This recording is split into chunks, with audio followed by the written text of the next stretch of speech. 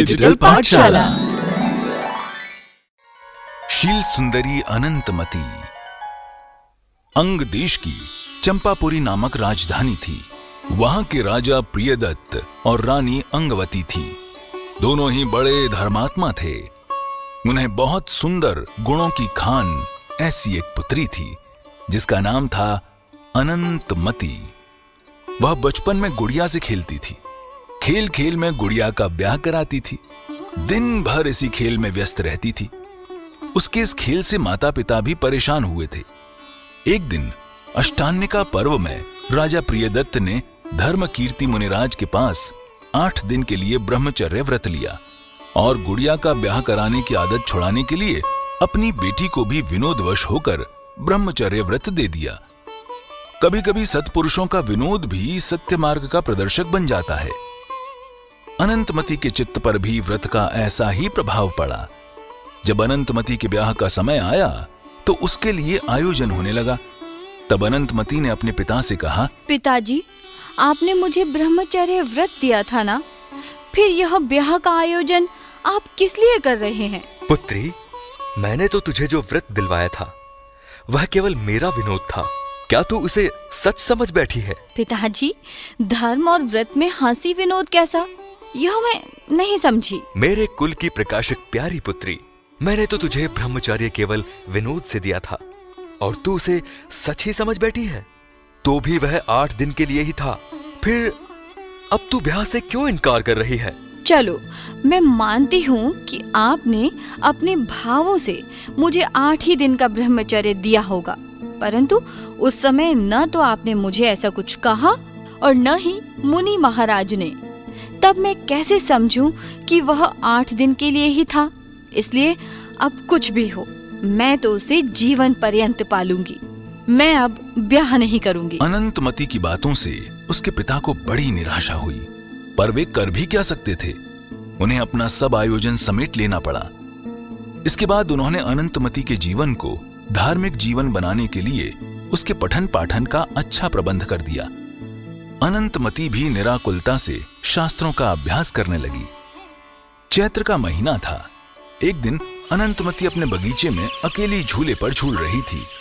इसी समय एक कुंडल मंडित नाम का विद्याधरों का राजा अपनी पत्नी के साथ विमान में बैठा हुआ जा रहा था। अचानक उसकी दृष्टि झूलती हुई अनंतमती पर पड़ी। उसकी स्वर्गीय सुंदरता को देखकर कुंडल मंडित काम के बाणों से बुरी तरह बीधा गया। वह उस बेचारी बालिका को उसी वक्त उड़ा ले जाता, पर साथ में पत्नी होने से ऐसा अनर्थ करने की उसकी हिम्मत नहीं हुई। लेकिन उसे बिना अनंतमती के कब चैन पड़ सकता था। इसलिए वो अपने विमान को शीघ्रता से घर लेकर आया और वहां अपनी पत्नी को रखकर उसी समय अनंतमती के बगीचे में उपस्थित हुआ और बड़ी फुर्ती से उस भोली बालिका को उठाकर ले जाने लगा। उधर उसकी पत्नी को भी उसके कुकर्म का कुछ संदेह हुआ था, इसलिए वह घर पर न ठहर कर उसके पीछे पीछे गई।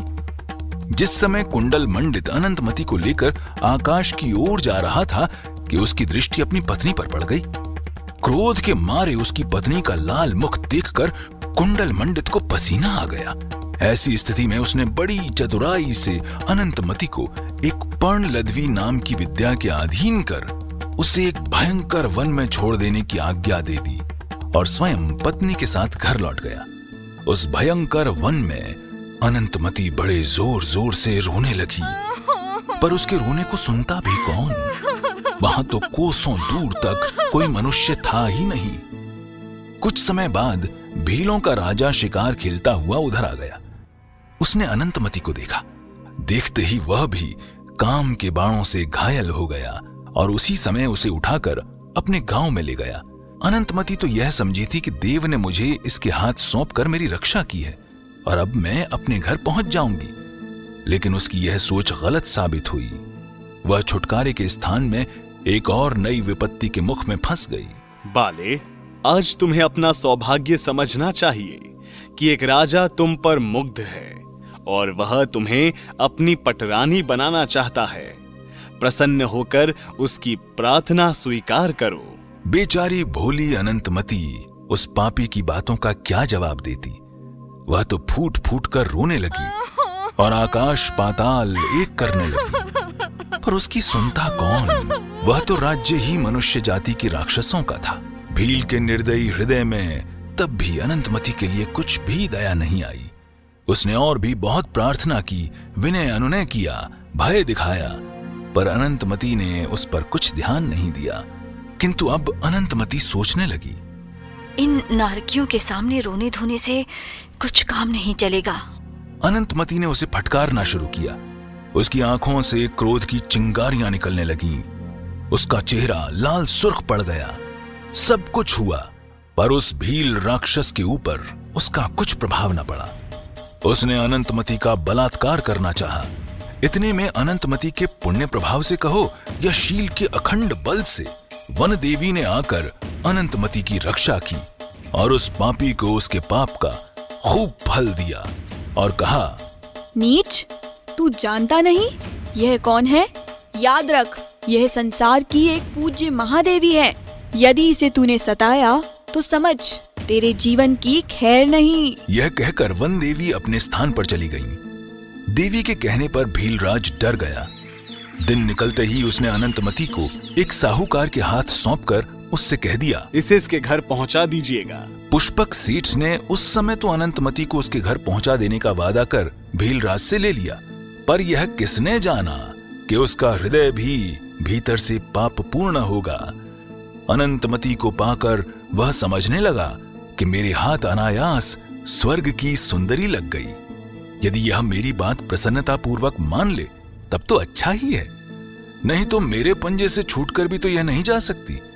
यह विचार कर उस पापी ने अनंतमती से कहा, सुंदरी, तुम बड़ी भाग्यवती हो जो एक नर पिशाच के हाथ से छूटकर पुण्य पुरुष के सुपुर्द हुई। कहाँ ये तुम्हारी स्वर्गीय सुंदरता और कहाँ वो भील राक्षस कि जिसे देखते ही हृदय कांप उठता है। सुंदरी, देखती हो मेरे पास अटूट धन है, अनंत वैभव है। उन सबको मैं तुम पर न्यौछावर करने को तैयार हूँ। मैं तुम्हारे चरणों का दास बनना चाहता हूँ। तो बताओ, क्या तुम मुझ पर प्रसन्न हो? मुझे अपने हृदय में जगह देने के लिए तैयार हो? हे सुंदरी, मेरे जीवन को, मेरे धन को सफल करो। अनंतमती ने समझा था कि इस भले मानस की कृपा से मैं सुखपूर्वक पिताजी के पास पहुंच जाऊंगी, पर यह बेचारी पापियों के पापी हृदय की बात को क्या जाने। उसे जो मिलता था उसे वह भला ही समझती थी। यह स्वाभाविक बात है कि अच्छे को संसार अच्छा ही दिखता है। अनंतमती ने पुष्पक सेठ की पापपूर्ण बातें सुनकर बड़े कोमल शब्दों में कहा, महाशय, आपको देखकर तो मुझे विश्वास हुआ था कि अब मेरे लिए कोई डर की बात नहीं रही।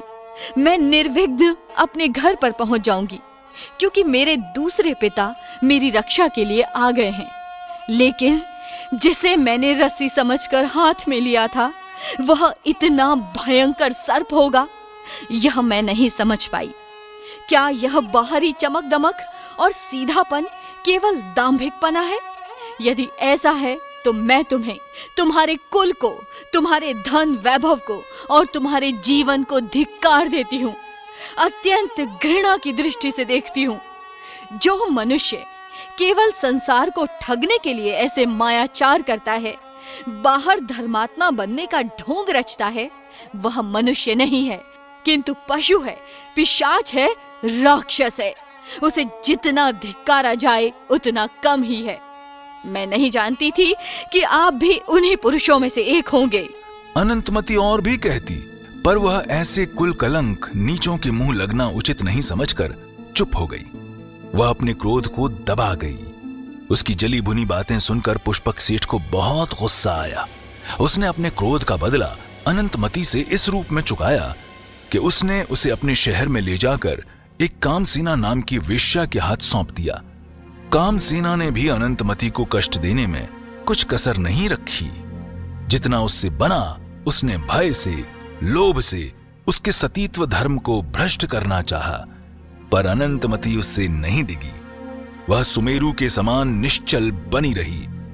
कामसेना ने उस पर अपना चक्र चलता न देखकर उसे एक सिंहराज नाम के राजा को सौंप दिया। बेचारी अनंतमती का जन्म ही न जाने कैसे बुरे समय में हुआ था। वह जहां पहुंचती वहीं आपत्ति उसके सिर पर सवार रहती थी। सिंहराज भी ऐसा ही पापी राजा था। वह अनंतमती के रूप को देखकर उस पर मोहित हो गया।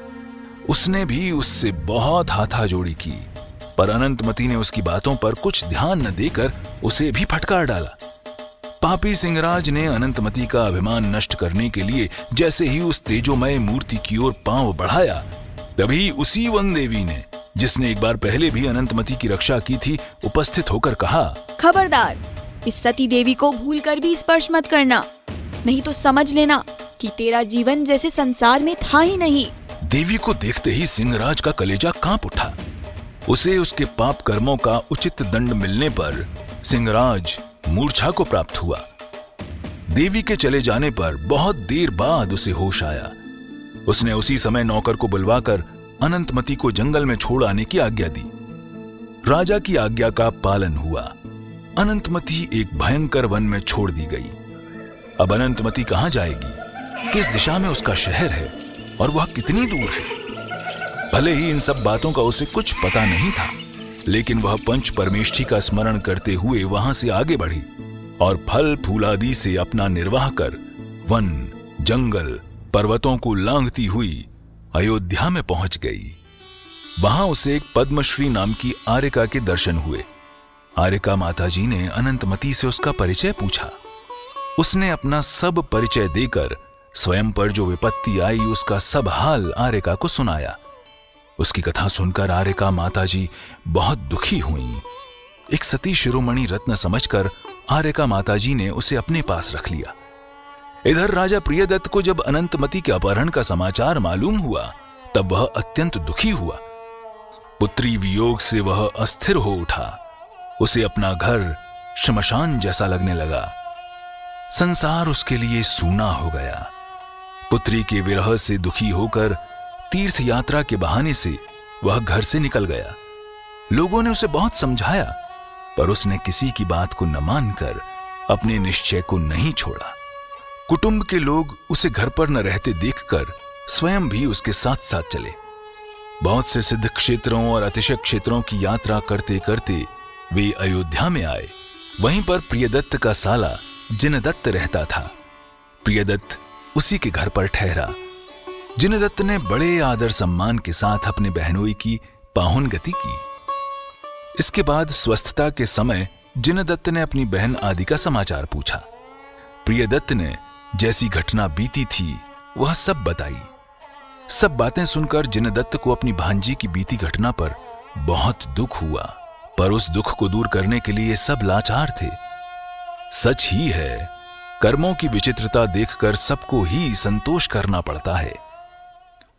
दूसरे दिन प्रातः काल उठकर और स्नानादि करके जिनदत्त तो मंदिर चला गया। इधर उसकी स्त्री भोजन की तैयारी करके पद्मश्री आर्यका के पास जो बालिका थी उसे भोजन करने के लिए बुला लाई। बालिका ने आकर रंगोली से आंगन सजाया और बाद में भोजन करके वह अपने स्थान पर लौट गई। जिनदत्त के साथ प्रियदत्त भी भगवान की पूजा करके घर पर आया।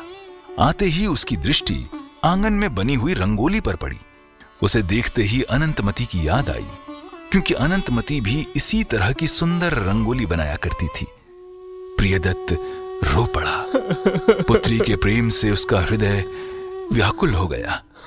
उसने रोते रोते कहा, जिसने ये रंगोली बनाई है, क्या मुझ अभागे को उसके दर्शन होंगे?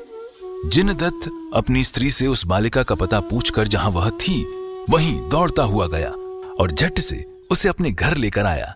बालिका को देखते ही प्रियदत्त के नेत्रों से आंसू निकले। उसका गला भर आया। राजा, आज वर्षों बाद उसे अपनी पुत्री के दर्शन हुए। बड़े प्रेम के साथ उसने अपनी प्यारी पुत्री को छाती से लगाया और उसे अपने पास बिठाकर उससे एक एक बातें पूछना शुरू की। उसके दुखों का हाल सुनकर प्रियदत्त बहुत दुखी हुआ। पिता पुत्री का मिलाप हो जाने से जिनदत्त को बहुत प्रसन्नता हुई।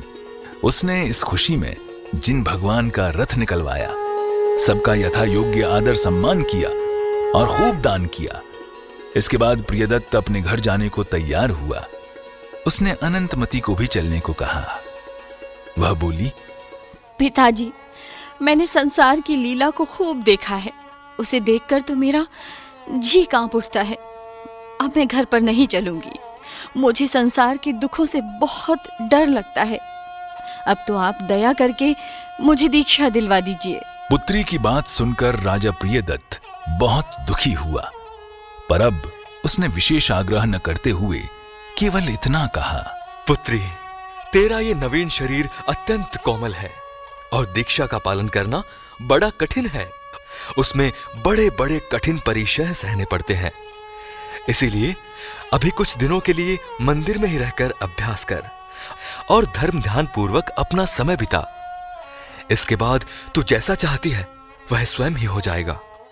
राजा प्रियदत्त ने इस समय दीक्षा लेने से अनंतमती को रोका, पर उसके तो रोम रोम में वैराग्य प्रवेश कर गया था। फिर वह कैसे रुक सकती थी।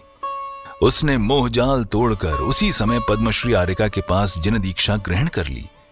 दीक्षित होकर अनंतमती खूब दृढ़ता के साथ तप करने लगी। महीना महीना के उपवास करने लगी, परिशह सहने लगी। उसकी उम्र और तपश्चर्या देखकर सबको दांतों तले उंगली दबानी पड़ती थी। अंत में संन्यास मरण धारण कर वह सहस्त्रार स्वर्ग में जाकर देव हुई। बच्चों, अनंतमती को उसके पिता ने केवल विनोद से शील व्रत दे दिया था, पर उसने उसका बड़ी दृढ़ता के साथ पालन किया। उसने स्वप्न में भी सांसारिक सुख की चाह नहीं की, अतः वह निकांक्षित अंग में प्रसिद्ध हुई। अनंतमती की तरह हमें भी अपने शील की रक्षा में तत्पर रहना चाहिए। बाहर की चकाचौंध देखकर अपनी केशभूषा भेषभूषा नहीं बदलनी चाहिए, जिससे हमारे चरित्र पर कोई दाग लगे, चाहे कितने भी संकट आए। अनंतमती की तरह अपने कैरेक्टर को हमेशा साफ रखना चाहिए। जय जिनेंद्र। धन्यवाद।